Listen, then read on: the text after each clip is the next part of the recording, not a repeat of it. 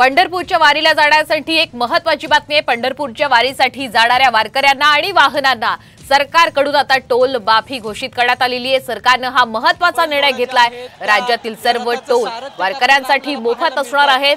3 जुलै पासून ते 21 जुलै पर्यंत टोल माफ असतील। सरकारने हा GR ही काढलाय। अधिकचे अपडेट घेऊयात आमचे प्रतिनिधी सागर आवाड यांच्याकडनं। सागर, सरकारने हा नवीन GR काढलेला आहे, टोल माफ करण्यात आलेले आहेत वारीला जाणाऱ्या वारकऱ्यांसाठी। नेमकं या GR मध्ये काय म्हटलंय?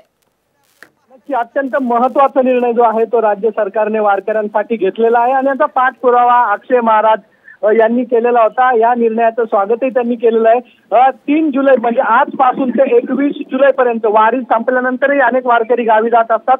तोपर्यंत राज्यभरातल्या सर्व टोल नाक्यावरती वारकऱ्यांना टोल माफ जी आहे ती असणार आहे आणि हा अत्यंत महत्त्वाचा निर्णय वारकऱ्यांसाठी असणार आहे। आपण जर पाहिलं तर वारकऱ्यांची अनेक वाहने जी आहेत ती पंढरपूरच्या दिशेने प्रस्थान करतात।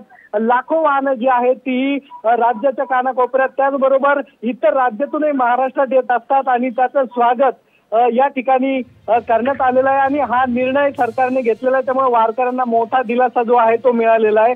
अनेक वारकरी जे आहेत ते पंढरपूरच्या दिशेने टोल माफीच्या माध्यमातून येऊ शकतात।